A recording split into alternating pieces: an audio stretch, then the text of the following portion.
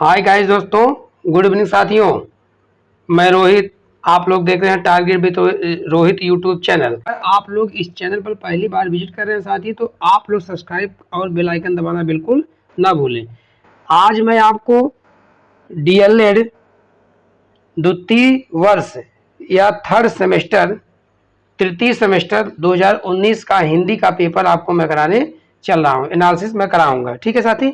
आप लोग देखिए पेपर कैसे 2019 में क्वेश्चन पूछा गया था, ठीक है। आज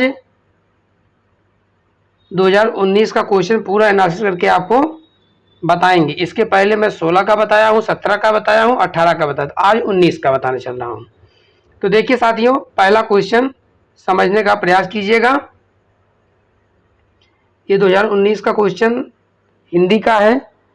तो पहला क्वेश्चन इसमें दिया है, परशुराम की प्रतीक्षा के रचनाकार कौन है, ठीक है। इसको मैं थोड़ा सा जूम कर देता हूँ। उसके बाद में आपको एक एक क्वेश्चन, मल्टीपल चॉइस क्वेश्चन आपको दिखेंगे, ठीक है साथी। चलिए,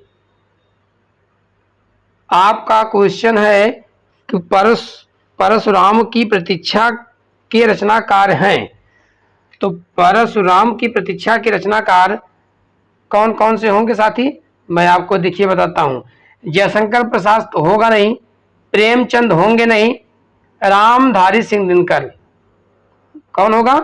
रामधारी सिंह दिनकर, बी ऑप्शन आपका सही होगा। महादेवी वर्मा भी नहीं होंगी। इसका मैं एनालिसिस करके आपको बताता हूं। परशुराम की जो प्रतीक्षा की रचनाकार थे वो रामधारी सिंह दिनकर थे, ठीक है।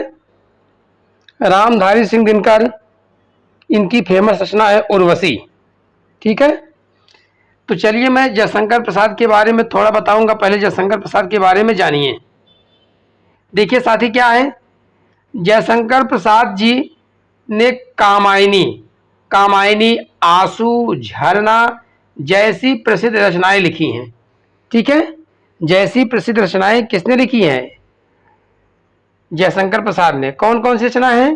कामायनी, आंसू, झरना, लहर, ये सब क्या है? इस प्रकार की रचनाएं कौन है? रचनाकार कौन है इनके? तो इनके रचनाकार है जयशंकर प्रसाद। अब चलिए प्रेमचंद जी का।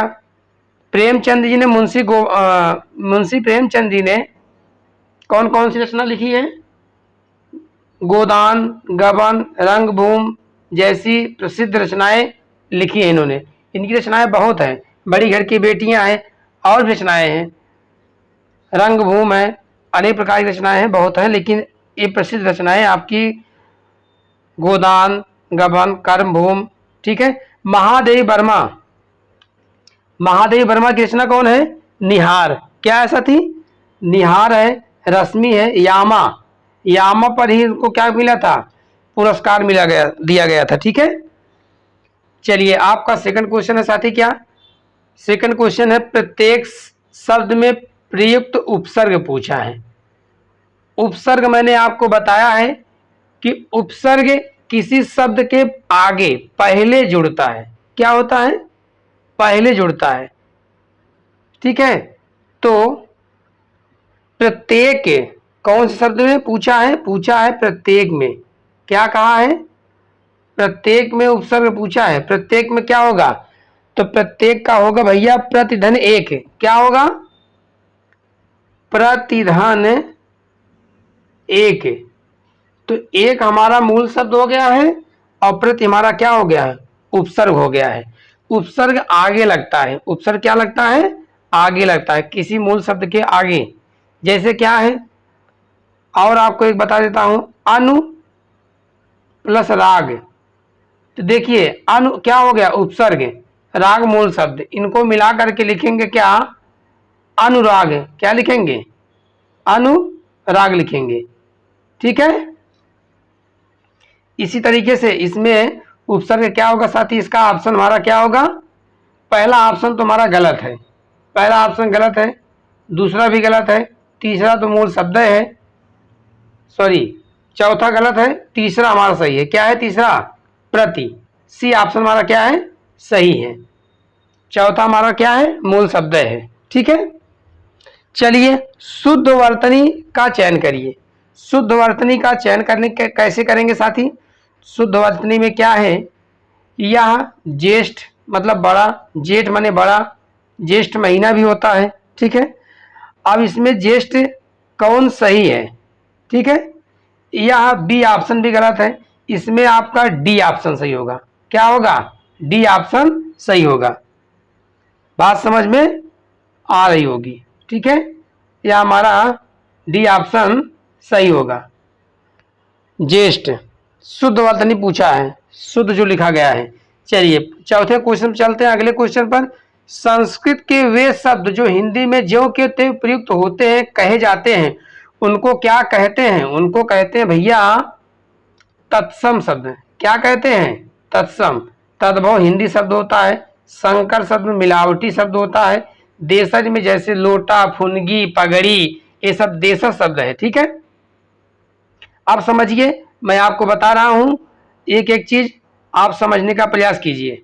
देखिए संस्कृत के वे शब्द जो हिंदी में ज्यों के त्यों प्रयुक्त होते हैं उन्हें तत्सम कहते हैं, जैसे अक्षत, अग्नि, पवन, जल। तद्भव शब्द वे शब्द होते जो संस्कृत में हिंदी में आते समय थोड़ा परिवर्तन करके आते हैं। थोड़ा क्या करके आते हैं? परिवर्तन करके आते हैं। जैसे आपका एग्जाम्पल है कपड़ा, आग, आंख, या कपड़ा, आग और आंख, ठीक है साथी। अब आता है संकर शब्द। वे शब्द जो संस्कृत और अन्य भाषाओं के मिश्रण से बनते हैं, जैसे क्या है, टिकट, घर, रेलगाड़ी, घड़ी, साज, ये सब क्या है? संकर शब्द है। क्या है? सब संकर शब्द है। चलिए देशज शब्द बताते हैं। वे शब्द जो हिंदी भाषा में इनकी उत्पत्ति हुई है, मतलब वे शब्द हैं जो हिंदी भाषा में, जो क्या है, हिंदी भाषा में इनकी उत्पत्ति हुई है। जैसे डिबिया, लोटा, खिड़की, पगड़ी, फुनगी। क्या है साथी? पगड़ी और फुनगी, ये सब ईटीसी, ये सब क्या है? हमारे देशज शब्द हैं। चलते हैं साथी आपके अगले क्वेश्चन पर। पांचवा क्वेश्चन पूछा है क्या? पांचवा कहा है कि निम्न में से संयुक्त व्यंजन नहीं है। निम्न में से कौन से संयुक्त व्यंजन नहीं है?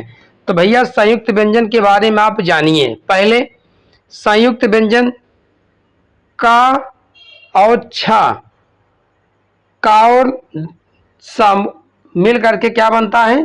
छ बनता है। क्या बनता है? छ बनता है। चलिए इसको आप समझिए। पहले हमारा संयुक्त व्यंजन नहीं पूछा है, क्या कहा है? नहीं कहा है। तो नहीं को मैं पहले अंडरलाइन कर लेता हूं। क्या कर लेता हूं? अंडरलाइन।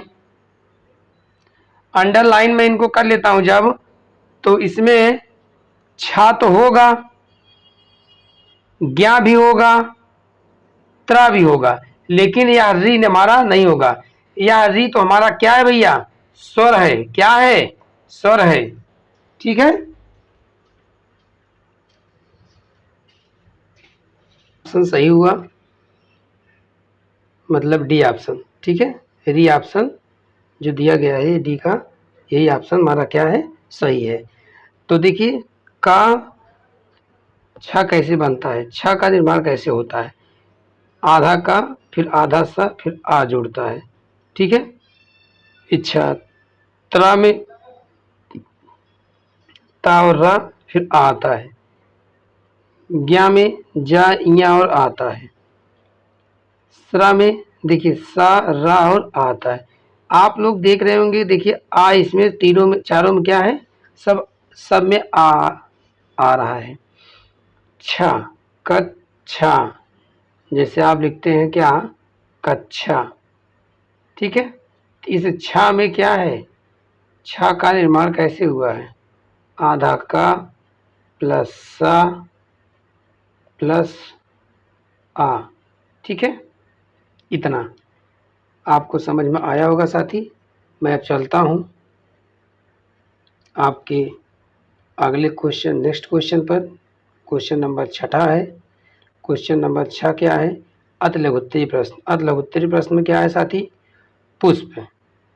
पुष्प तथा बिजली शब्द के दो दो पर्यायवाची लिखना है। पुष्प और बिजली के दो दो पर्यायवाची। पुष्प का पर्यायवाची सुमन, कुसुम, मंजरी, प्रसून। क्या क्या होता है? सुमन, कुसुम, मंजरी, प्रसून। बिजली का पर्यायवाची क्या होता है? विद्युत, दामिनी, चंचला, सौदामिनी, चपला। ये सब क्या होती है? बिजली की पर्यायवाची है। अगला क्वेश्चन है 7वां। जीवन निर्वाह तथा वीणा वादनी में प्रयुक्त समास का नाम लिखिए। जीवन निर्वाह, जीवन निर्वाह में कौन सा समास है? तो तत्पुरुष समास है। वीणा वादनी में कौन सा समास है? बहुव्रीहि समास। इसका समास विग्रह करेंगे साथी, तो जीवन का निर्वाह, जीवन का निर्वाह, तत्पुरुष समास। ठीक है। उसके बाद में वीणा वादनी में बहुव्रीहि समास है। वीणा का वादन करने वाली अर्थात सरस्वती जी। वीणा का वादन करने वाली अर्थात सरस्वती जी। चलिए अगला क्वेश्चन देखिए, 8वां क्वेश्चन। आग बबूला होना मुहावरे का अर्थ स्पष्ट करते हुए वाक्य प्रयोग कीजिए। आग बबूला होना, आग बबूला होना मतलब गुस्सा होना या क्रोधित होना। ठीक है, इसका अर्थ क्या होगा? गुस्सा होना या क्रोधित होना। वाक्य प्रयोग, परीक्षा में मेरे अंक, परीक्षा में मेरे अच्छे अंक न आने पर, परीक्षा में मेरे अच्छे अंक न आने पर मेरे पिताजी आग बबूला हो गए। मेरे पिताजी क्या हो गए? आग बबूला, मारे क्रोध के मारे एकदम भर गए, गुस्सा हो गए। ठीक है, अनुप्रास अलंकार। चलिए अगला क्वेश्चन है साथी अनुप्रास अलंकार। अनुप्रास अलंकार में क्या है? जहां स्वरों की समानता के बिना भी वर्णों की आवृत्ति क्या होती है? बार बार होती है। अनुप्रास अलंकार में वर्णों की आवृत्ति बार बार होती है, वहां पर क्या होता है? अनुप्रास अलंकार होता है। जैसे तरन, तरबूजा, तट, तमाल, तरुवर, बहुछाए। देखिए यहाँ पर ता ता ता ता ता, मतलब ता वर्ण की आवृत्ति क्या है? कई बार हुई है। किसकी? ता वर्ण की आवृत्ति बार बार हुई है।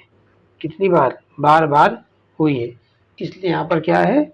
अनुप्रास अलंकार है। इसका और एग्जाम्पल आपको बता दें, चंदू के चाचा ने चांदी के चम्मच से चटनी चटाई। मतलब क्या है? चा का उच्चारण क्या है?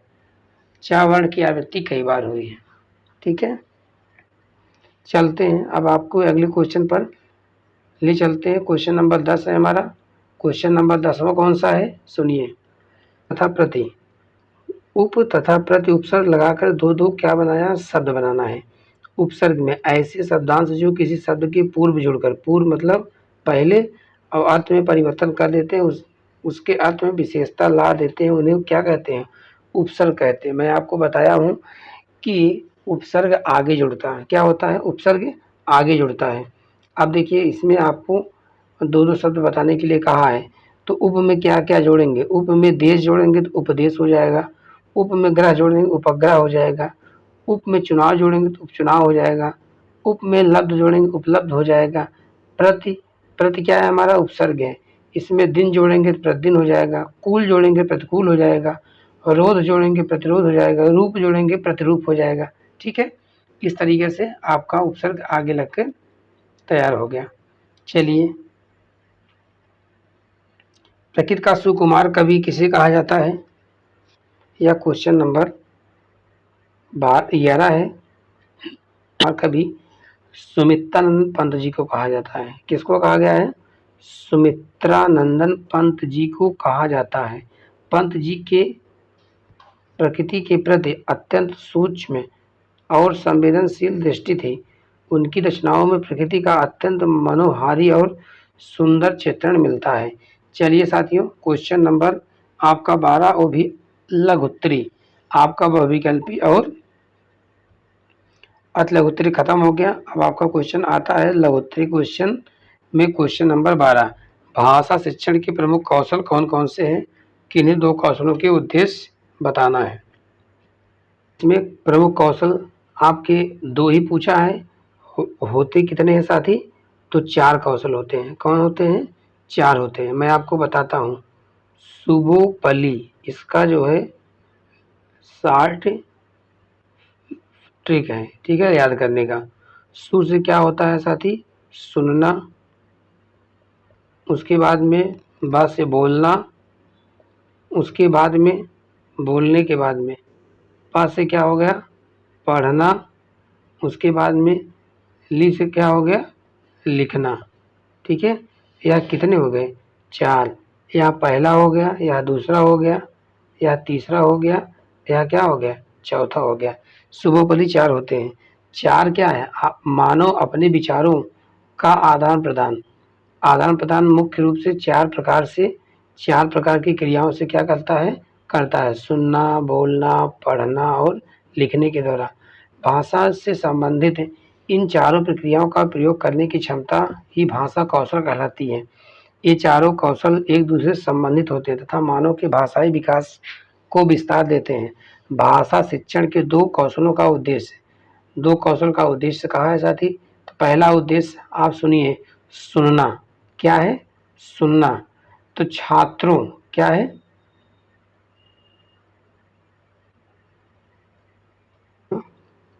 छात्रों को भिन्न प्रकार के श्रव्य सामग्री जैसे भाषा, भाषण, वार्तालाप, गीत आदि को समझने में सक्षम बनाता है। कौन बनाता है? श्रव्य सामग्री। दूसरा पॉइंट है, छात्रों को सुनने के मध्य में मुख्य विचारों, महत्वपूर्ण विवरणों और संदर्भों को समझने में सक्षम बनाता है। छात्रों को विभिन्न प्रकार की भाषाई जैसे औपचारिक, अनौपचारिक, तकनीकी भाषा के संपर्क में लाना होता है। यह क्या होता है? सुनना। ठीक है, सुनना शिक्षण कौशल हो गया। बोलना शिक्षण कौशल क्या है? बोलना शिक्षण कौशल देखिए साथी, आपको बताते हैं। बोलना में छात्रों को अपनी बात क्या है? छात्रों को अपनी बात धारा प्रवाह, एक फ्लो में और आत्मविश्वास के साथ व्यक्त करने में सक्षम बनाना। छात्रों को अपने विचारों और भावनाओं को स्पष्ट करने और प्रभावी ढंग से व्यक्त करने में सक्षम बनाना। ठीक है, अगला पॉइंट है, छात्रों को वार्तालाप और अन्य गतिविधियों में सक्रिय रूप से भाग लेने के लिए प्रोत्साहित करना, मोटिवेट करना। ठीक है, अगला क्वेश्चन है साथी, प्रेरणात्मक क्रिया किसे कहते हैं? प्रेरणात्मक क्रिया देखिए, जिस क्रिया क्या है? जिस क्रिया से इस बात का ज्ञान हो कि कर्ता स्वयं कार्य न करके किसी अन्य कार्य को करने के लिए क्या करता है? प्रेरित करता है। स्वयं कर्ता जो है किसी कार्य को स्वयं न करके किसी अन्य को उसे करने के लिए क्या करता है? प्रेरित करता है, उसे बोलते हैं प्रेरणात्मक क्रिया। ठीक है, एग्जाम्पल देखिए, बोलना, बुलवाना, पढ़ना, पढ़वाना, खाना, खिलवाना, ये सब क्या है? प्रेरणात्मक क्रिया है। तो मूल द्विअक्षरी धातुओं में आना तथा वाना जोड़ने से प्रेरणात्मक क्रिया बनती है। आना और वाना जोड़ने से क्या होती है? प्रेरणात्मक क्रिया बनती है। प्रेरणात्मक क्रिया के 2 कर्ता होते हैं।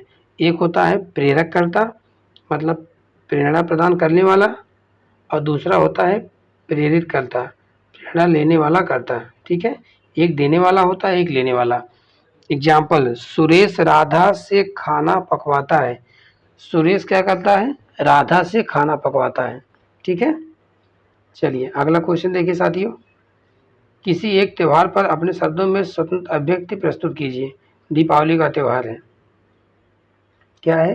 दीपावली का त्यौहार। चलिए, भारत त्योहारों का देश है। भारत क्या है? त्योहारों का देश है। यहाँ कई प्रकार के त्यौहार पूरे साल में ही आते रहते हैं, लेकिन दीपावली सबसे बड़े त्योहारों में से एक है। ठीक है, इस त्यौहार का बच्चों एवं बड़ों को पूरे साल इंतजार रहता है।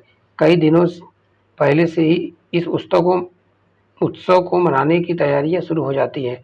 इस दिन भगवान श्री राम, माता सीता और लक्ष्मण 14 वर्ष का वनवास करके अपने घर अयोध्या लौटे थे। इतने सालों बाद घर लौटने की खुशी में सभी अयोध्या वासियों ने दीप जला करके उनका स्वागत किया था। तभी से दीपों का त्यौहार दीपावली मनाया जाने लगा। यह त्यौहार कार्तिक मास की अमावस्या को मनाया जाता है। कार्तिक मास की अमावस्या को मनाया जाता है। इस त्यौहार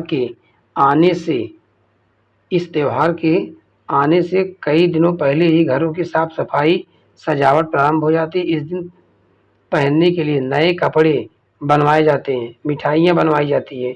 इस दिन देवी लक्ष्मी की पूजा की जाती है, इसलिए उनके आगमन और स्वागत के लिए घरों को सजाया जाता है। ठीक है साथी, चलिए आपके अगला क्वेश्चन है, क्वेश्चन नंबर 15 है, भाषा शिक्षण में मौन वाचन के महत्व को स्पष्ट करना है।